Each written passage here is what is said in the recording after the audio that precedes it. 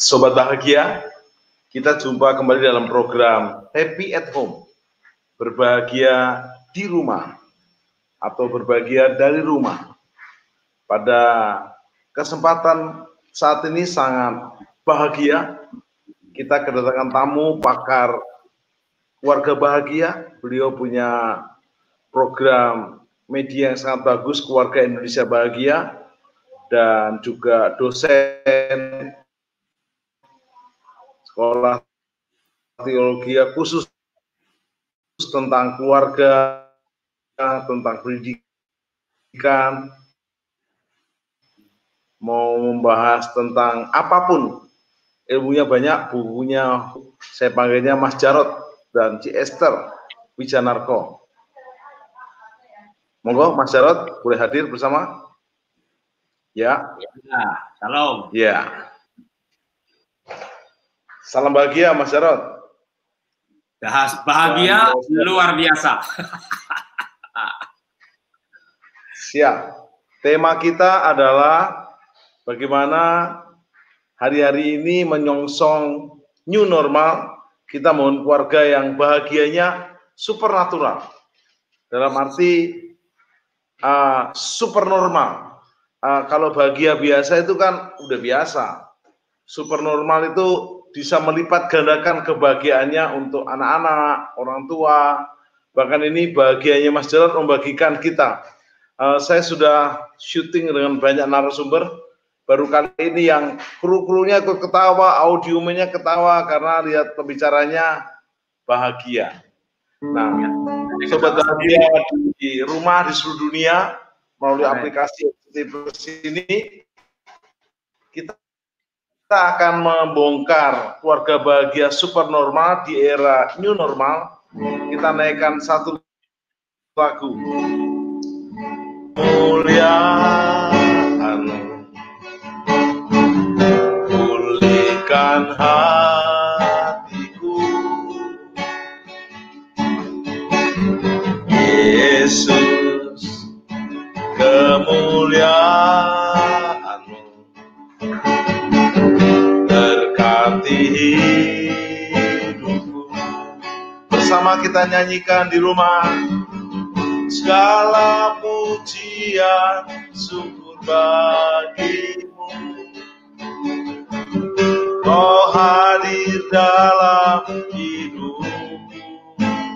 Kini ku datang sujud di hadapan-Mu, memuji-Mu, menyembah-Mu.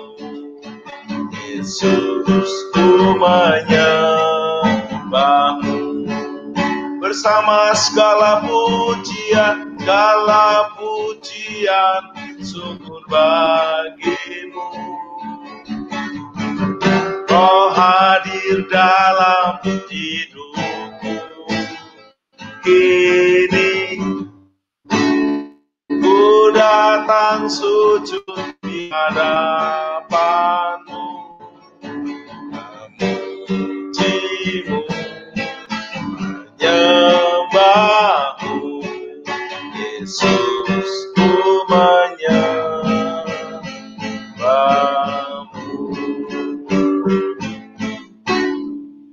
Saya panggilnya Pak Jarod dan Bu Jarod, Pak Jarod dan Bu Esther. Saya mulai dengan, apakah Pak Jarod dan Bu Esther sepanjang pernikahannya selalu bahagia? Pernah nggak bahagia? Harus jujur. Mas Jarod dulu. Katanya Mas Jarod dulu. Boleh dulu. Ya, namanya berapa menikah sama Mas Jarod?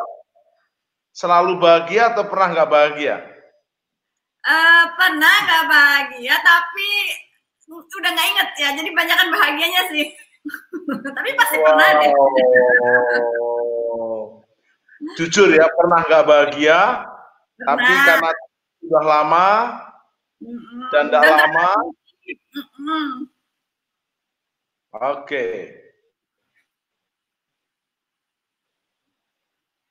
Boleh tanya jujur, boleh saya? Jujur boleh, Pak. Bu Esther. Ya, Pak. Waktu Mas Jarod bilang dalam bukunya itu pengen selingkuh, Ibu dengar gitu bahagia nggak? Kaget.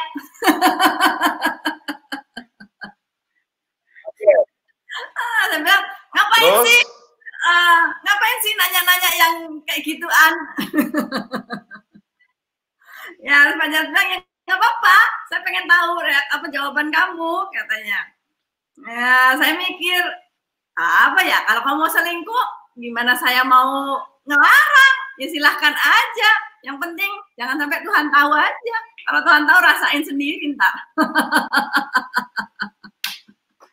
Itu membuat pria seluruh dunia, suami-suami hari ini tidak akan selingkuh. Betul. Bagus. Membuat suami-suami stres, mikir gimana caranya.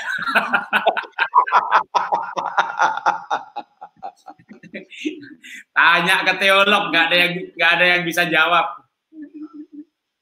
Ada seorang suami, Mas Jarod, hamba Tuhan, selingkuh dengan yang dikonselingi perempuan. Ya. Makan di kafe, difoto sama jemaatnya. Wow. Ya. Mau selingkuh kok nggak pinter.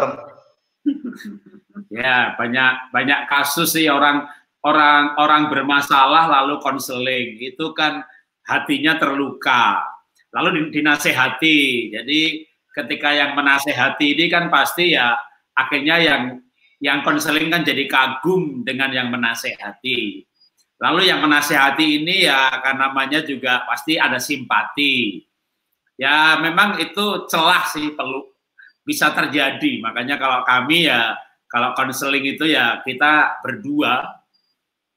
Kalau sendirian berbahaya. Kalau ada ibu-ibu cantik memaksa konseling sendiri sama Mas Jarod, gimana? Cara rambu-rambu Mas Jarod membentengi diri? Paling enggak sekali nggak mungkin jatuh. Orang itu jatuh karena berkali-kali ketemu. Jadi pertemuan pertama sekali, lalu kita janjikan, Bu, nanti kalau mau ketemu lagi, Ibu ajak Bapak atau saya ajak istri. Kalau dia nggak mau, berarti dia maksudnya udah tujuannya pasti salah. Kalau dia betul-betul mau konseling, pasti dia mau. Awalnya mungkin pertama dia nggak berani ngajak suami, takut berantem, atau rasanya nggak enak ceritanya, jadi oke lah gitu ya. Jadi setelah pertama kali bertemu itu, dia cerita lebih bebas, oke Bu, kalau begitu berikutnya saya bawa istri, karena dia akan menjawab lebih baik. Terus nanti bisa juga berikutnya saya ngajak istri, dia masih sendirian, nggak apa-apa. Sampai akhirnya siap dia bawa suaminya. Jadi orang tidak ada jatuh itu yang sekali ketemu langsung jatuh gitu, kecuali maniak gitu ya. Tapi nggak mungkin lah pertama kali kenalan kok selingkuh gitu ya. Jadi kalau pertama kali ya orang kan baru yang niatnya baik pun kita nggak boleh curigai kan. Mungkin belum tentu juga dia niatnya mau macam-macam. Tapi dari pertemuan pertama itu kalau kita hamba Tuhan, kita peka, kita bisa menilai orang ini gimana. Jadi kita bisa layani dulu. Pertemuan pertama itu kan pendahuluan istilahnya. Oh, kalau begitu berikutnya saya bawa istri, saya bawa psikolog, saya bawa dokter gitu ya. Jadi itu memang sebaiknya hanya satu kali pertemuan yang hanya berdua dengan pasien atau dengan orang yang konseling. Ya. Mas Jarod. Ya. Kalau dia maksa tetap pengen sama Mas Jarod saja, bahkan dia ngancem bunuh diri, biarin aja. Orang itu kalau mau bunuh diri nggak pakai ngancem, mati gitu kan. Kalau ngancem itu, kalau ngancem berarti pasti nggak bunuh diri. Baik itu orang konseling atau pasangan dah, istri atau pacar gitu ya. Kalau diputus saya bunuh diri gitu, itu berarti dia nggak akan mati itu. Orang itu kalau bunuh diri nggak pakai ngomong-ngomong, tahu-tahu bunuh diri. Jadi udah pasti kalau dia maksa sendirian itu maksudnya jelek. Ya kecuali hanya pertama kali oke, lu kedua dia juga mau sendirian gitu. Itu orang cari gara-gara udah ya. Mau ngancem apa aja ya jangan dilayani, kecuali kitanya juga macem-macem gitu. Orang galak ngancem mau bunuh diri terus tiba-tiba mati beneran gitu. orang yang pada bunuh diri itu nggak pakai ngancem-ngancem kok. Tahu-tahu mati. Baik, sebelum kita melebar kepada jurus-jurus tentang anti selingkuh dan sebagainya. Mas Jarod bisa menjelaskan kepada pemirsa di seluruh dunia yang mengikuti aplikasi RCTI Plus ini, apa sih keluarga bahagia supernatural, super normal di era new normal itu? Keluarga yang bahagia super normal di era new normal. Silakan Mas Jarod. Ya, pakai kata super normal, berarti normalnya itu zaman sekarang kan pada susah ya, kehilangan pekerjaan atau berantem terus tiap hari. Itu kayaknya orang berantem tuh normal gitu. Kalau kami ini menikah 30 tahun, kemarin anak saya yang pertama kan minggu lalu itu pemberkatan nikah, dan anak saya sendiri kesaksian di streaming itu bahwa dia itu tidak pernah melihat kami berdua itu bertengkar. Jadi memang kami ini super normal dalam arti di atas rata-rata. Kami pernah sih bertengkar, tapi nggak sampai 2-3 hari eng-engan gitu. Jadi sehari-hari ya lebih banyak tertawa. Itu menurut saya super normal. Super normal yang kedua adalah di era-era sekarang ini kan banyak orang malah suami istri itu berantem. Kenapa berantem gitu?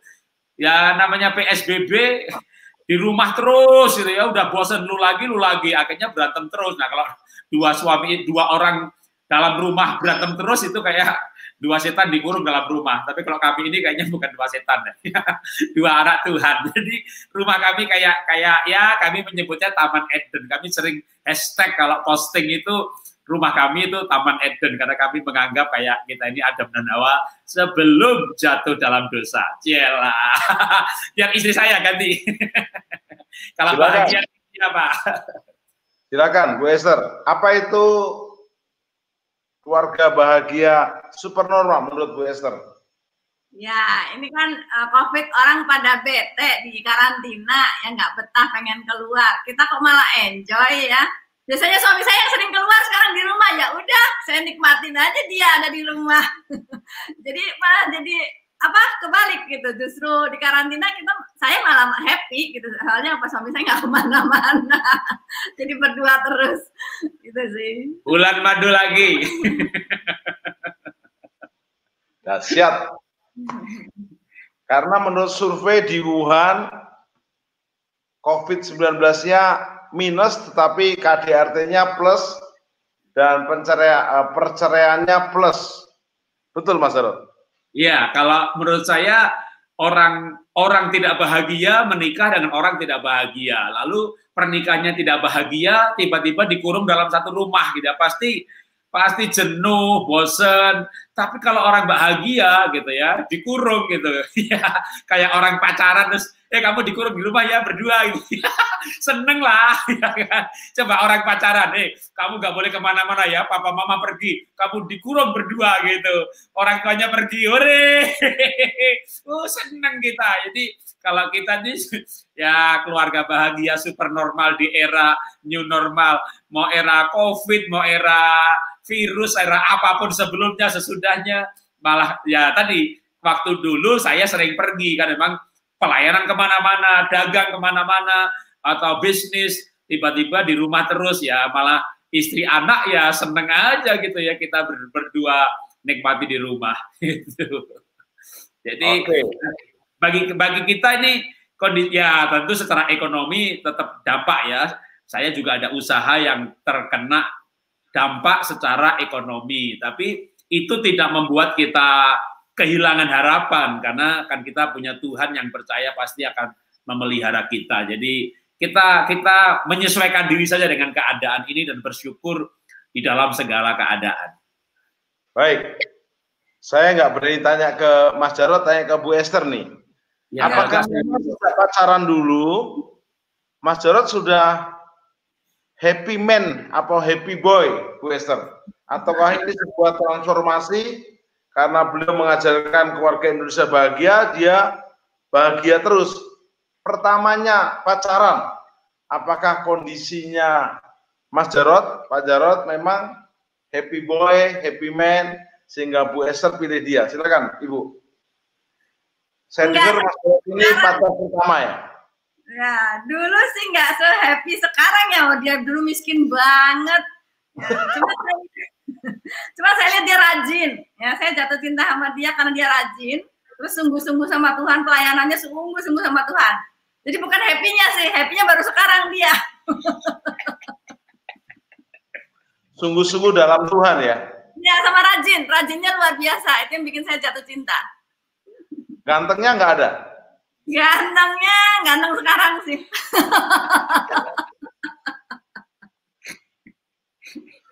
Luar biasa. Baik. Sekarang pernah nggak Bu Esther berantem lebih dari sehari belum selesai sehingga nggak normal? Jadi keluarga bahagia super normal, berantem boleh tapi cepat selesai. Nah, dalam perjalanan untuk bahagia seperti sekarang, pernah nggak ngalami berantem lebih dari sehari? Dari sisi Bu Esther nih? Pernah, karena saya yang bawa perasaan. Ya, jadi saya masih nggak mood untuk ngajak ngomong dia. Dianya sih sudah ngajak-ngajak ngomong, tapi saya jawabnya masih ketus. Jadi dari sayanya sih. Dia kan gampang lupa. Kalau saya kan masih ingat, memori saya kan lebih gede. Jadi untuk ngilangin jengkelnya saya pernah sih lebih dari 1 hari. Tapi nggak sampai seminggu, nggak. Paling 3 hari juga udah cair lagi. Saya dapat ilmu dari Mas Jarod. Suami tidak bisa mengalahkan istri. Kalau menang tentu kalah juga. Betul. Makanya dia yang duluan baik, minta baikan.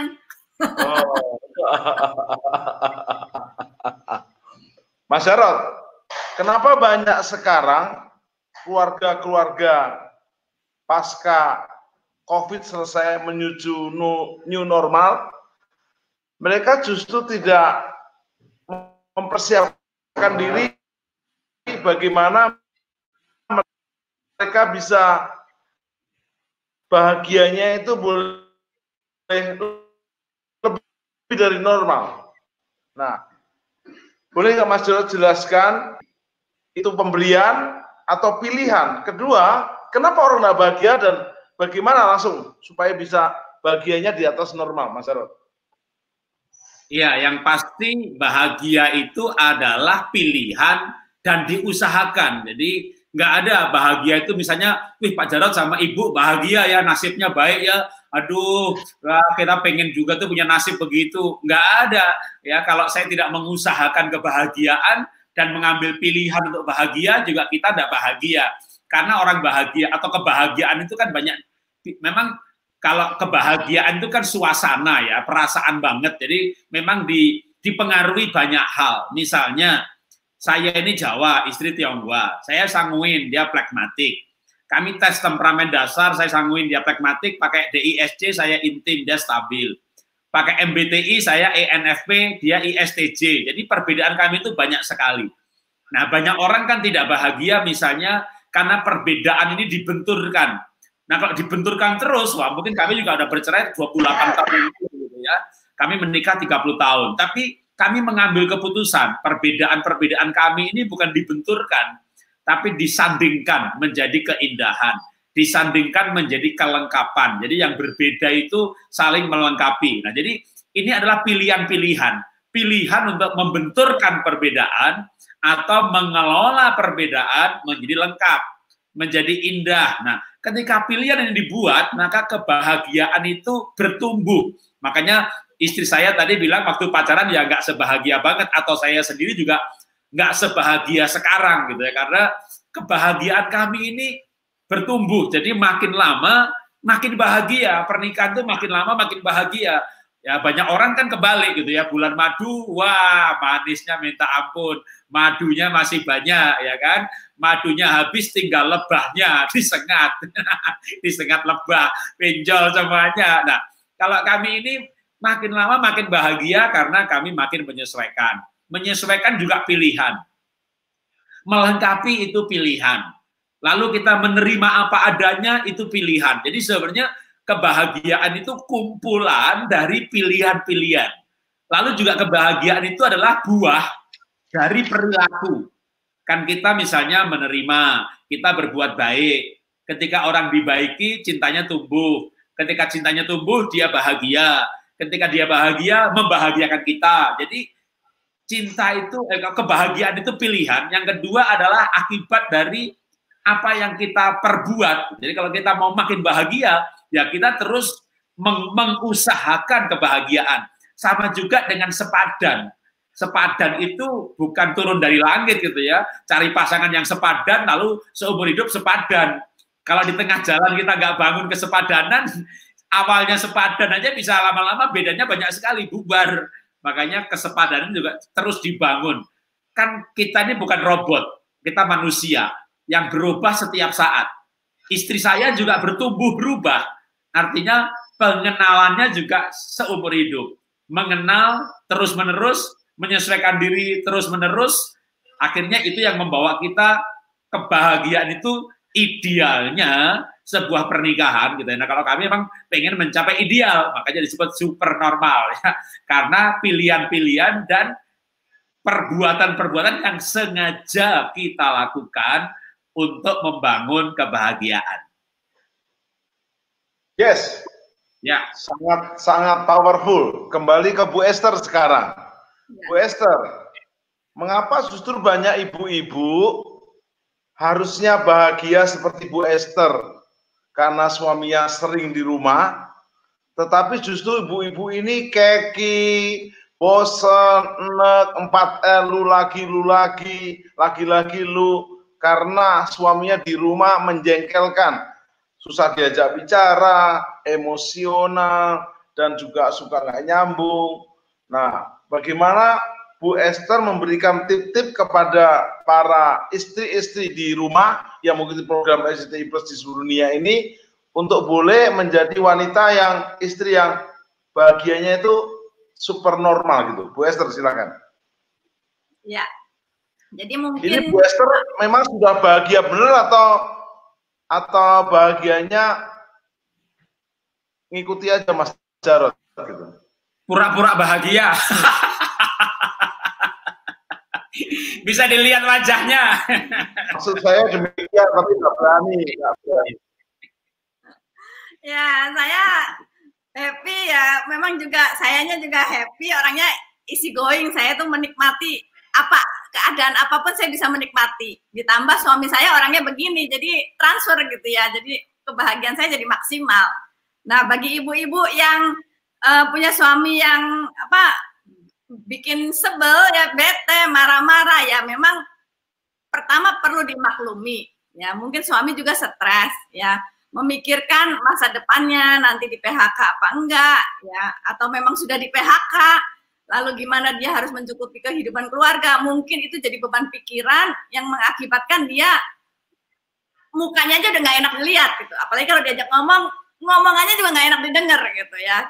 Ibu-ibu bukannya ditolongin malah dibikin beban sama suaminya. Ditambah lagi anak sekolah di rumah, itu juga pengaruh buat ibu-ibu, beban lagi gitu ya. Ya memang ini kondisi yang buat banyak keluarga memang berat sih ya. Nah, saran saya buat ibu-ibu yang pertama sih minta sumber kekuatan dari Tuhan ya. Banyak-banyak intim sama Tuhan.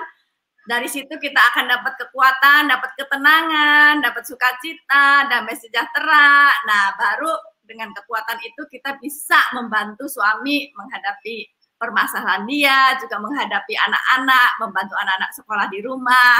Itu sih mungkin dari saya. Ya. Nah, sekalian Bu Esther, ini flashback ke belakang. Ya. Kata Mas Jarod ini pacar pertamanya Bu Esther. Ya. Dan saya tahu Bu Esther pasti waktu kuliah di IPB dulu banyak cowok yang mengelilingi lah ya, betul nggak? Kenapa di antara cowok yang keren-keren pilih yang satu ini? Nasib. Nasib baik. Nggak nyesel dia, nggak nyesel. Nasib baik. Silakan Bu Esther. Tolong jangan terpengaruh Mas Jarod ya, jujur. Ya, saya berdoa dari sejak remaja saya sudah kenal Tuhan. Dari kecil sih saya sudah kenal Tuhan. Ayah saya kan seorang hamba Tuhan. Jadi saya memang berdoa, Tuhan saya minta jodoh. Saya nggak mau bolak-balik pacaran. Saya mau yang begitu pacaran kenal itu suami saya. Jadi saya minta tuntunan Tuhan. Saya minta tanda-tanda dan semuanya itu Tuhan tuntun tepat sih. Apa yang saya minta, saya doakan itu. Jadi saya tahu langsung. Begitu muncul makhluk ini, saya tahu ini jodoh saya. Gitu Pak. Jadi selama pacaran pernah putus nggak? Nggak pernah. 8 tahun pacaran ya? 6. Loh Mas Jarot 8 tahun itu sama siapa?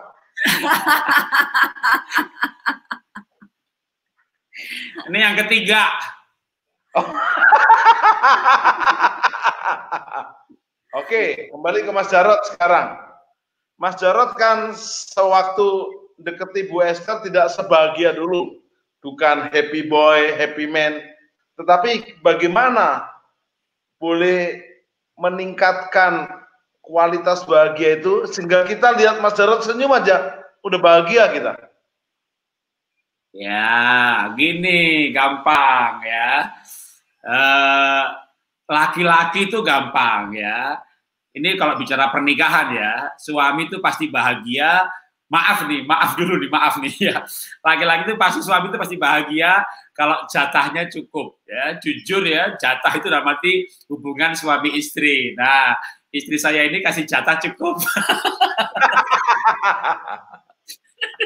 Nah, kalau suami, banyak suami marah-marah itu karena jatahnya kurang. Kalau ibu banyak marah-marah karena saldonya kurang. Makanya bapak-bapak yang rajin bekerja. Kalau sudah punya duit, jangan pelit sama istri ya. Kalau murah hati, nanti istrinya bahagia. Kalau saya bukan murah hati lagi, semuanya dia yang pegang. Jadi ya rumah nama dia, deposito nama dia. Jadi ya dia tenang banget hatinya gitu kan, nggak, dan saya nggak pegang uang. Nah, kenapa kalau suami atau saya nggak pegang uang, istri itu tenang ya? Karena laki-laki itu kalau banyak duit itu pikirannya macam-macam, bisa selingkuh, bisa kawin lagi. Nah kalau saya mau selingkuh modalnya apa? Selingkuh kan butuh modal ya. Nah tapi tentunya juga saya jadi artinya kalau Mas Jarot ada modal mau selingkuh. Kalau Tuhan nggak tak, kalau bisa Tuhan nggak tahu gitu kan udah tahu syaratnya. Tuh, kalau Tuhan, kalau asal Tuhan tahu. Ini teman-teman LCTI Plus belum tahu. Mas Jarot kan nulis buku tentang selingkuh. Ya. Dan Mas Jarot juga jujur berkata pernah pengen selingkuh. Ceritakan dulu biar nyambung nih. jadi begini ya, kan saya laki-laki normal ya, laki-laki normal itu ya pernah lah bayangin selingkuh, pengen selingkuh itu ya ada. Tapi karena waktu saya jujur sama istri bahwa saya itu juga punya dorongan pengen selingkuh gitu, lalu istri tuh kesel gitu kan, apa suami kok mau selingkuh, akhirnya dia bilang ya nggak apa-apa kalau kamu selingkuh boleh, asal yang penting syaratnya satu deh, jangan sampai Tuhan tahu gitu. Jadi itu yang membuat saya sampai hari ini tuh nggak selingkuh kan. Kemana kita bisa pergi di mana Tuhan itu tidak tahu gitu. Artinya begini sebenarnya ya, dari bercandaan ini tuh sebenarnya esensinya apa sih? Takut akan Tuhan. Takut akan Tuhan itu sadar Tuhan melihat. Nah karena kemana pergi saya sadar Tuhan melihat, makanya saya tidak selingkuh. Kalau saya setia, saya jujur, saya kudus, bukan karena nggak punya niat. Ya, niat ada, dicobai pernah, digoda sering. Tapi kalau saya tidak selingkuh, itu karena saya takut akan Tuhan dalam bentuk praktisnya, sadar Tuhan tahu kemanapun saya pergi. Kira-kira gitu ya. Tapi ada dasar lain sebenarnya yang sering saya katakan ya. Kalau istri saya tanya, kenapa sih kamu nggak selingkuh gitu? Saya bilangnya begini, karena aku cinta sama kamu gitu.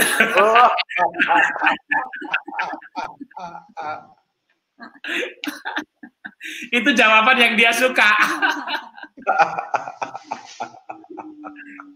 Baik, Bu Esther. Ya. Kalau pernah cekcok sehingga nggak bahagia, pernah berantem, itu yang mulai siapa dulu? Yang ngejak damai siapa dulu? Harus jujur nih. Biasanya itu gara-garanya Pak Jarot kan sibuk, ya sering banyaklah tugasnya. Ini di rumah aja juga dia makin sibuk gitu ya, yang Zoominar di mana-mana, terus pegang HP terus. Nah giliran saya pas mau ngomong, dia tetap pegang HP, ya, terus nggak nyambung sama omongan saya. Ya saya bete dong. Nah bete, kebawa tuh emosi, nadanya tinggi, ya udah gitu ya udah, saya yang sebel duluan. Nanti dia bingung salahnya apa gitu ya, kok saya sebel.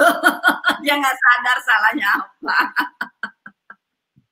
Saya pikir harusnya dia minta maaf dong. Dia nggak sadar salahnya apa, jadi nggak minta maaf dong. Ya udah nggak selesai. Jadi saya pikir ya sudahlah, sehari 2 hari udahlah beresin aja. Ya, saya maafkan saja. Gitu sih. Yes. Sekarang kepada Pak Jarod kembali. Pak Jarod, sekarang bahagia super normal itu bukan hanya suami istri, juga menyangkut menghadapi pekerjaan, resesi, bisnis yang kadang tidak dan belum menentu. Bagaimana kekompakan suami istri bisa membangun keluarga bahagia yang super normal, menyongsong new normal, Mas Jarod?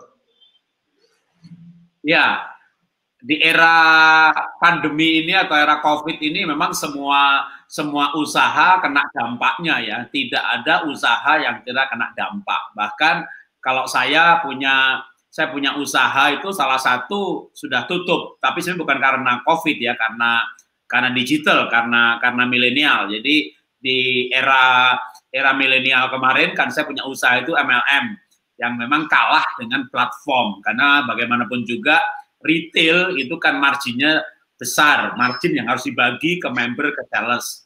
Ya, akhirnya kami tutup. Ya. Lalu dengan adanya COVID ini, secara bisnis usaha kami yang lain adalah sekolahan. Memang sekolahan masih bertahan karena kan anak tetap sekolah dan mereka kan bukan libur tapi sekolah di rumah. Nah, cuma kita belum evaluasi sih ketika mereka belajar di rumah itu orang tuanya bayar SPP full apa enggak, karena kan memang banyak orang tua yang kena dampak. Jadi memang usaha sekarang ini semuanya berdampak. Terus saya juga punya usaha kan nulis buku dan penerbitan. Jadi selain buku saya pribadi, ada buku anak-anak yang kita masukkan ke Gramedia dengan nama Happy Holy Kid. Lalu sekarang kan semua mall tutup. Karena mall tutup juga semua Gramedia tutup. Jadi omsetnya ya yang dari toko nol gitu ya. Sedangkan karyawan ada walaupun nggak banyak tapi ada berapa belas, ya itu kan harus digaji semuanya. Ya untung aja karyawannya cukup banyak yang mengerti bahwa mereka akan digaji berdasarkan uang yang masuk, jadi dipotong gitu ya. Nah ini tentu membuat stres sih, kalau makin dipikiri ya makin stres. Jadi kalau saya ini mau mikirin itu terus gitu, saya nggak mungkin ketawa-ketawa, nggak bisa bahagia, tapi saya mencoba berpikir begini, kalau saya stres, apakah omsetnya juga naik gitu. Jadi akhirnya saya kembali mengambil keputusan. Sekali lagi, kebahagiaan itu keputusan, bahagia itu pilihan. Saya memilih sikap untuk bahagia, untuk tidak stres, yang penting berusaha aja sebisa mungkin. Jadi saya bilang sama manajer saya bantu dah dengan promo di sosmed, di Instagram, dengan streaming di Facebook, di YouTube. Saya bikin program-program singkat di mana mengiklankan buku supaya ya paling nggak omset lewat online-nya, penjualan bukunya ada peningkatan, dan memang ada walaupun tidak banyak, tapi ya itu paling tidak untuk berusaha gitu ya. Kita tidak boleh stres, memang kalau dipikiri ya stres ya, tapi kita ya mau gimana, kalau kita stres kan malah tambah sakit ya. Sudah stres, sakit, stroke, sistem imunnya bakal turun. Jadi kita juga mengalami dampak yang sangat parah gitu ya, sampai kita juga minta maaf kepada para pegawai, di mana gaji aja kita bisa potong sampai 50% karena pemasukannya bukan 50% lagi, bisa tinggal 30%. Jadi ya hanya untuk gaji. Yang lainnya pembayaran yang lain memang udah nggak dibayar semuanya, sewa tempat kita udah nggak bayar, minta dipospon dulu gitu. Nah, jadi kami juga mengalami masalah dalam bisnis, tapi sekali lagi saya memilih sikap untuk bahagia supaya kita bisa hidup ya. Supaya kita, karena kalau kita nggak bahagia, kita benar-benar akan mudah sekali terserang penyakit. Jadi jangan sampai kita bukan mati karena COVID, matinya karena stresnya, stres, stroke, sistem imunnya drop, nggak kena COVID aja bisa mati, tuh kena pilek aja bisa mati, kena batuk bisa mati. Gitu. Kalau orang stres itu nggak mati. Nah, kita mengambil keputusan, kita mengambil pilihan. Jangan sampai masalah kita ini, stresnya kita ini nular ke seluruh keluarga. Jadi kalau kita punya kesusahan, punya kepusingan, ya istilahnya kita telan sendiri. Syukur kita punya anak, punya pasangan, mau diajak berbagi kesusahan dan mencari solusi sama-sama, atau paling tidak mereka juga tidak merepotkan. Dalam arti satu keluarga perlu bareng-bareng menghadapi situasi ini. Misalnya sekeluarga sama-sama mau berhemat dalam makan, berhemat dalam pulsa, berhemat dalam hidup. Kalau sekarang ini kan kita nggak kemana-mana ya, pasti kita nggak ada biaya ke mall, biaya ngafe, ya. Tapi paling nggak untuk makan pun ya kita perlu berhemat. Nah itu kalau satu keluarga itu mau berhemat, paling nggak tingkat stres itu akan berkurang. Karena memang kita harus menghadapi kenyataan ini. Dan kenyataan ini belum tentu sebentar gitu kan. Katakanlah COVID ini redanya akhir tahun. Ketika si COVID ini berhenti, kan dampak ekonominya belum berhenti. Jadi memang kita perlu menyiasati itu sikap hati untuk jangka panjang. Syukur ternyata COVID-nya nggak sampai akhir tahun, tapi kita menyiapkan hati untuk hal itu. Nah, sikap-sikap itu adalah pilihan-pilihan yang sebenarnya seorang suami, seorang kepala keluarga perlu mengambil keputusan dan bersikap. Karena sikap sang kepala akan menular ke yang lainnya. Ya, mungkin sampai di sini dulu. Terima kasih. Terima kasih, Pak Jarod. Sekarang kembali kepada Bu Esther. Ya, Pak. Bu Esther, semua tahu Mas Jarod happy man. Kita baru lihat dia aja kita ketawa. Kemarin kru di studio ketawa semua, bahkan mereka bilang diundang lagi Pak, lucu gitu. Jadi apakah di mimbar di studio lucu, di rumah lucu nggak? Lucu kok Pak. Cuman dia banyak ngomong ya, sampai apa di rumah juga masih banyak ngomong Pak. Saya kadang yang udah dong ngomongnya, saya capek dengernya. Itu yang pertama. Yang kedua, apa suka dukanya menjadi istri Jarod Wijanarko selama 30 tahun? Harus jujur ini. Sukanya banyak. Ya, sukanya banyak ya, karena dia orangnya energik, antusias ya. Nggak pernah tuh saya lihat dia frustrasi, stres gitu, enggak sih, nggak pernah lihat ya. Jadi dalam keadaan yang lagi bangkrut juga dia tetap punya semangat, punya ide-ide baru gitu. Ada aja yang dikerjain. Itu sih positifnya. Negatifnya ya itu terlalu sibuk. Ya, kadang saya mau ngomong aja mesti appointment. Yang aku mau ngomong. Oh iya, yang aku mau ngomong. Tolong dong, HP-nya ditaruh dulu, saya mau serius ngomong. Itu sih Pak. Kecuali kalau Mas Jarod ada mau, Bu Esther. Iya, kalau ada maunya dia deketin saya terus Pak.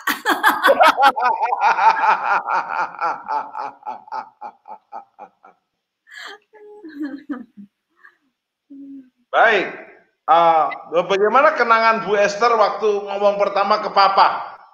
Pak, saya dapat calon pacar, calon suami, Jarod Wijanarko. Bagaimana pergumulannya? Karena masih ada banyak pasangan-pasangan yang seperti ini.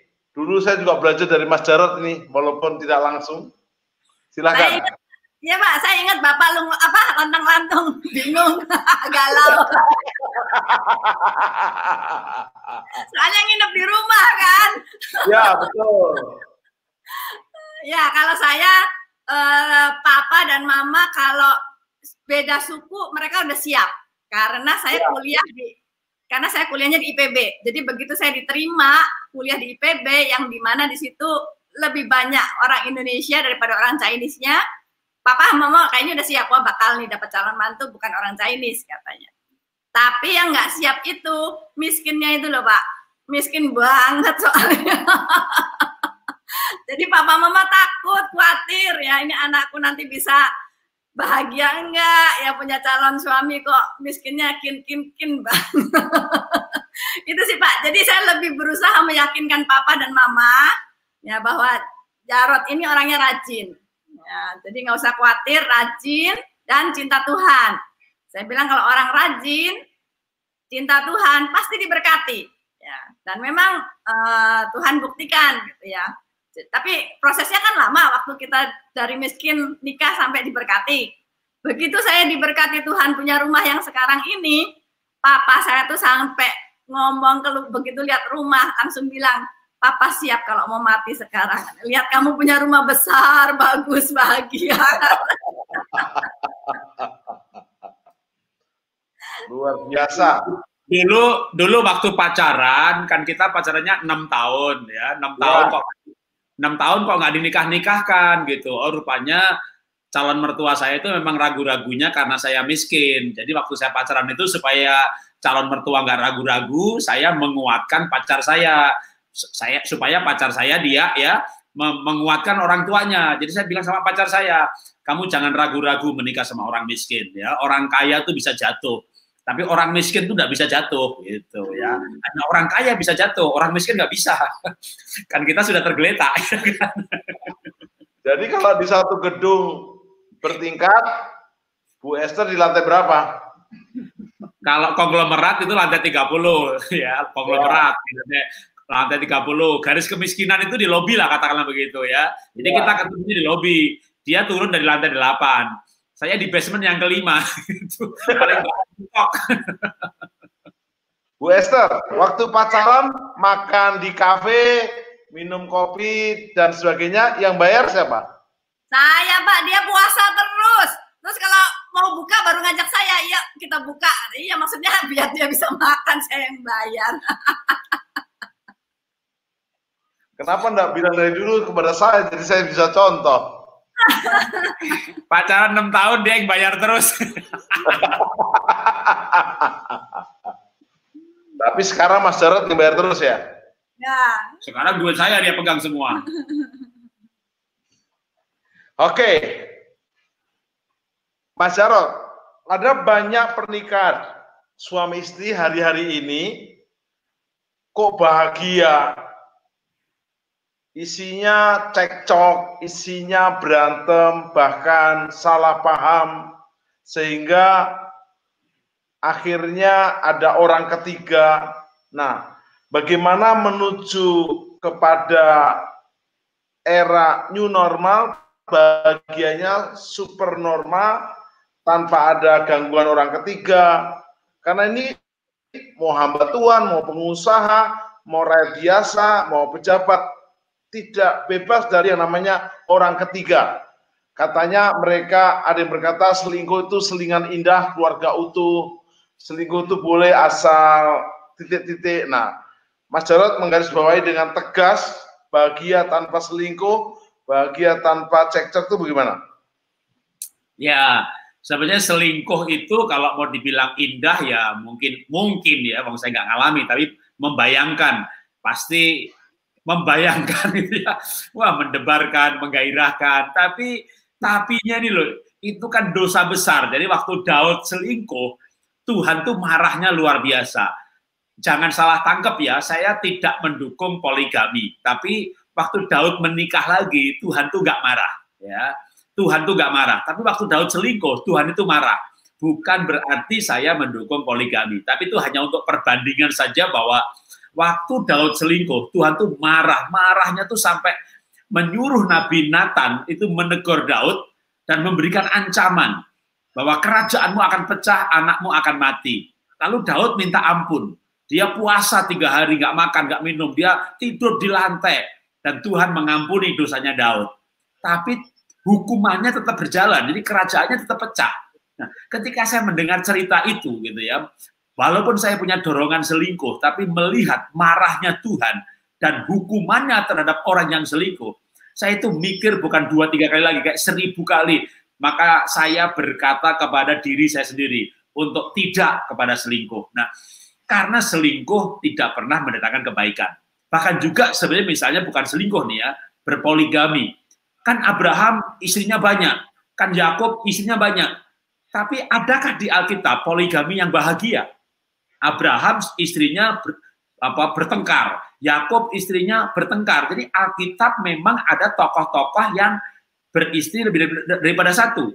Itu pun bertengkar. Jadi sebenarnya kita bisa belajar dari situ bahwa bahagia itu jauh lebih bahagia ketika kita komitmen untuk hanya suami istri, berdua, satu pasang, untuk hidup seperti waktu janji menikah, sampai maut memisahkan. Nah, adanya pihak ketiga yang resmi aja, contohnya Abraham ya, begitu Hagar diambil, itu aja membuat keributan, apalagi pihak ketiga yang tidak resmi, ya, Pil, pria idaman lain, atau Will, wanita idaman lain.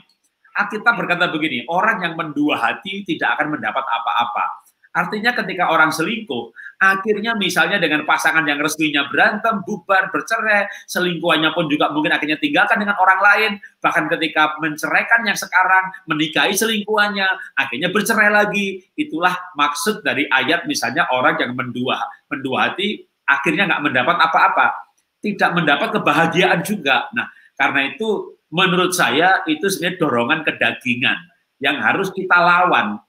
Kalau misalnya begini, tapi jenuh, ya atasi kejenuhan itu dengan kreativitas, dengan bulan madu lagi, dengan libur. Tapi kita bosan Pak bertengkar terus, ya selesaikan pertengkaran dengan baik. Kita berbeda Pak, nggak mungkin menjadi sama. Memang Tuhan ciptakan berbeda. Kenapa tidak perbedaan dikelola menjadi melengkapi? Jadi semua masalah ada solusinya. Daripada kita lari dari masalah, menurut saya cerai itu lari dari masalah. Selingkuh itu menurut saya juga lari dari kenyataan. Maksudnya menghadapi kenyataan pasangannya seperti itu. Padahal kalau kita mau menerima kenyataan, menerima pasangan apa adanya, melihat sisi positifnya, bersyukur dengan keunikannya, maka sebenarnya pasti kita bisa mensyukuri bahkan menikmati.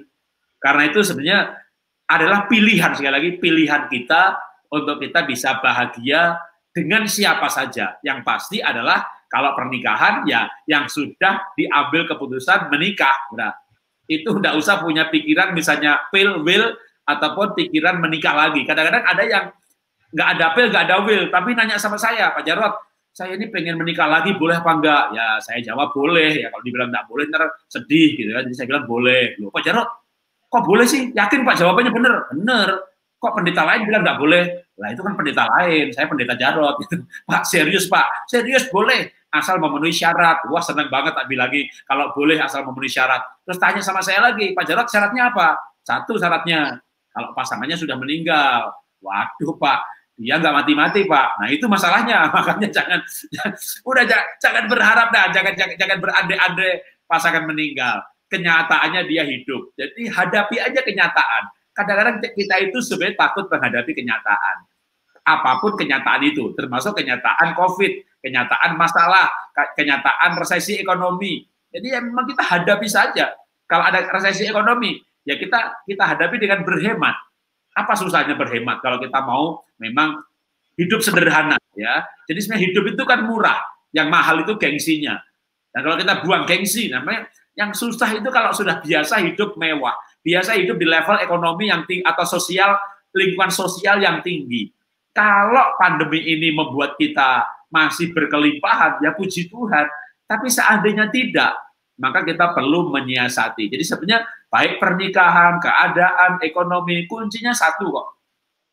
Kita berani menghadapi.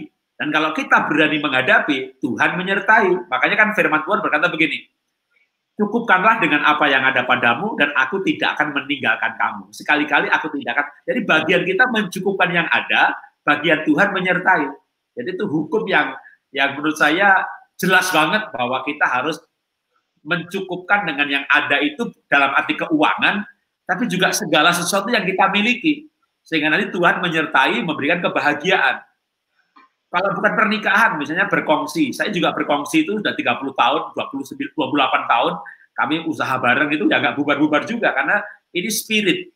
Kalau kita bisa hidup rukun dengan istri, suami, nanti kita juga bisa rukun dengan teman, kita punya kongsi juga nggak bubar-bubar, awet, karena memang kita orang yang bisa menerima orang lain apa adanya. Nah, roh sikap ini yang akan kita bawa kemanapun kita pergi atau hidup bersama.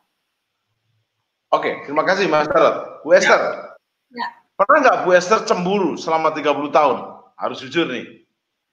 Layak nggak Mas Jarot dicemburui sehingga Bu Esther lepas Mas Jarot ke keliling Indonesia, ke luar negeri dilepas. Saya tahu sering pergi bersama, tapi juga kadang keluyuran sendiri. Pernah nggak ada rasa cemburu? Jujur enggak sih Pak, karena saya percaya sama dia.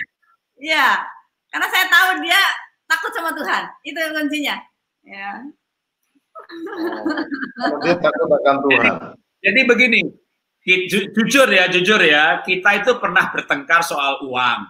Kita pernah bertengkar soal prioritas. Dia sering bete karena saya terlalu sibuk. Atau saking sibuknya ya, gimana ya bang, jadwal seminarnya banyak banget, nyiapin PowerPoint, jawabin WA. Kan saya sekarang nggak punya sekretaris. Jadi jadwal yang padat itu ya tak urus sendirian. Jadi kita pernah bertengkar soal jadwal, agenda, prioritas, soal uang. Tapi 30 tahun menikah, kita belum pernah bertengkar soal cemburu.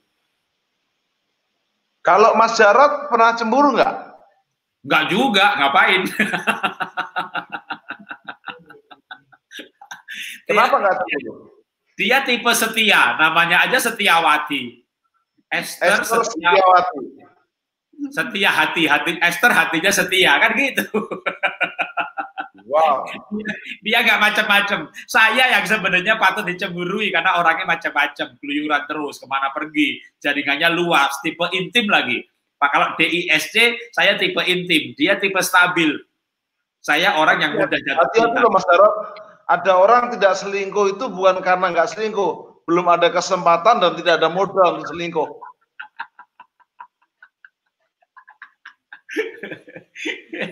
Makanya dia jadwalnya padat, Pak. Saya perhatikan, tapi nggak ada satu tempat tuh berkali-kali, Pak. Jadi itu aman buat saya, Pak.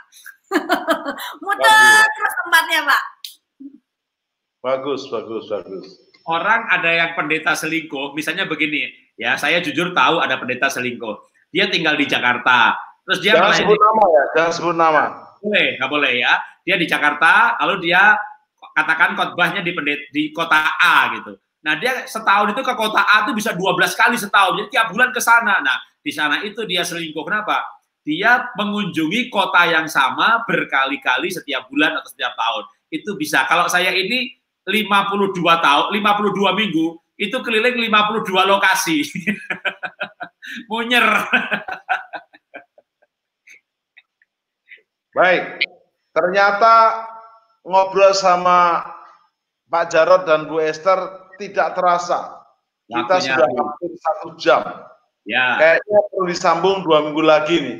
Tolong dikosongkan jadwalnya ya. Karena kan bisa undang Pak Jarod dan Bu Esther bersamaan itu termasuk mujizat. Kalau online bisa, kalau offline susah.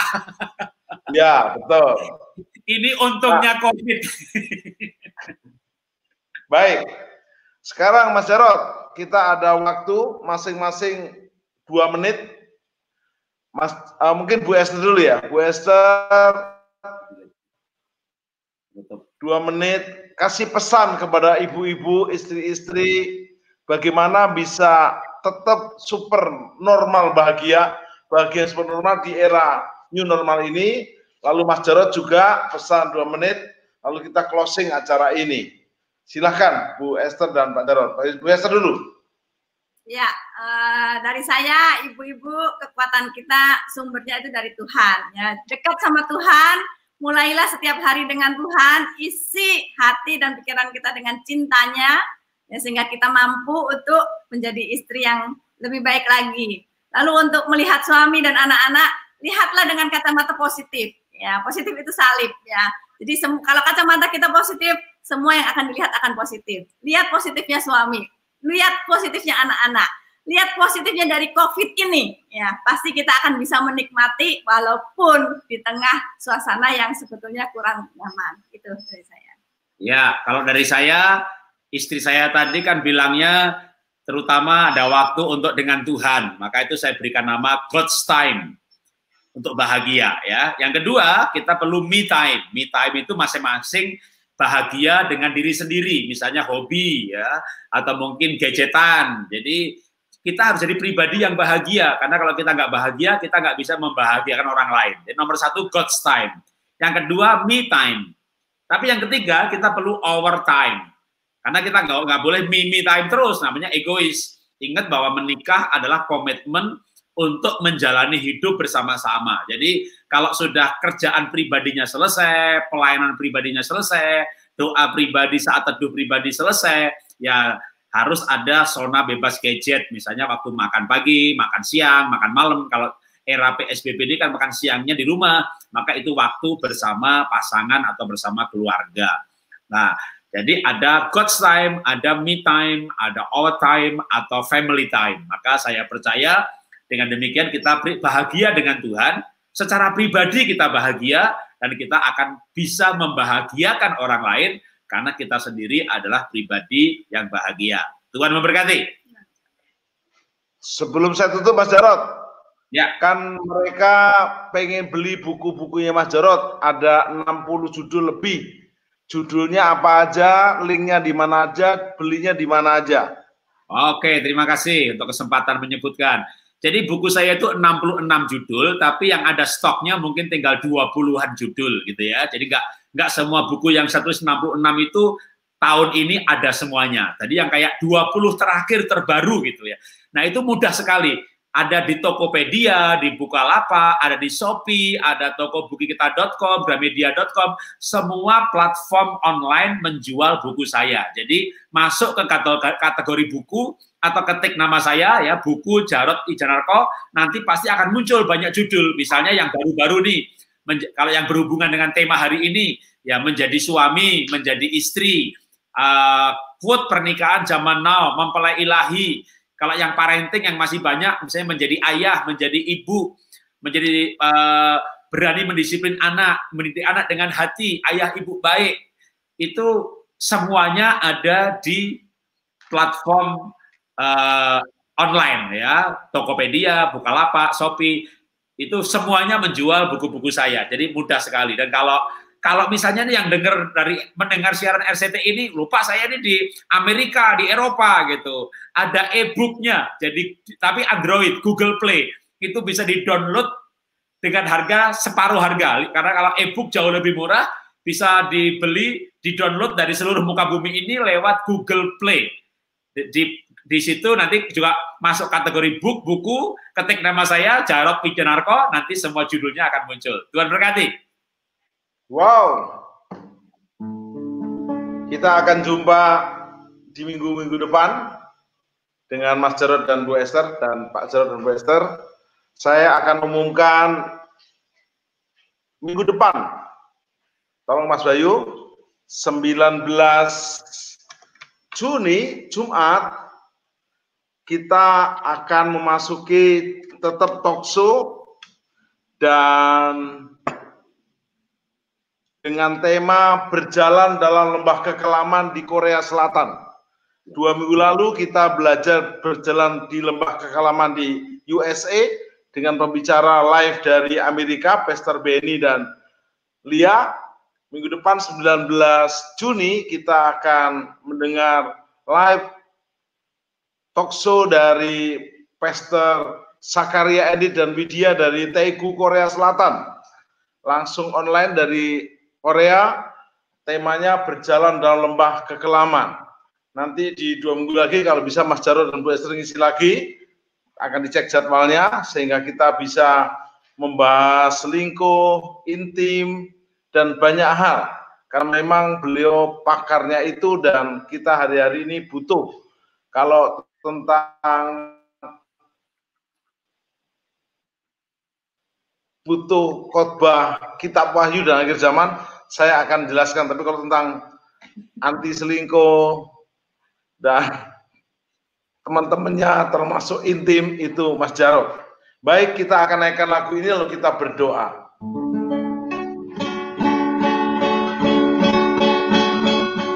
Oleh karena kemurahan Tuhan, ku ada sampai hari ini.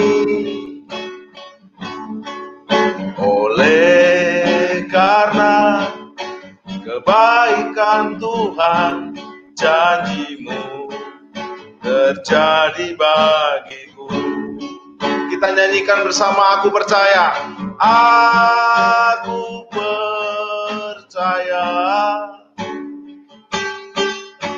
berkat-Mu atasku melimpah, kebajikan, kemurahan selalu mengikutiku. Ku puji, ku sembah, oh Tuhan. Tadi sangat jelas bahwa Pak Jarod dan Bu Esther, bahagia itu pilihan. Bahagia itu adalah diusahakan. Dan tip terakhir saya sangat hafal, yaitu God time. Pastikan Anda lebih dekat dengan Tuhan. Jadi ini ilmunya Bu Esther dan ilmunya Pak Jarod sudah menjadi pegangan kita. God's time, yaitu pegang waktu dengan Tuhan lebih utama. Ada waktu me time sendiri dengan presentasi tertentu. Dan ada family time. Yang keempat, mungkin people time, menjadi berkat bagi kota dan bangsa. Dan saya tadi senang yang disampaikan Bu Esther dan juga Pak Jarod, kacamata salib, kacamata positif. Mari kita lihat semuanya ini dengan kacamata yang positif. Pastikan firman-Nya nggak pernah gagal. Mari kita berdoa.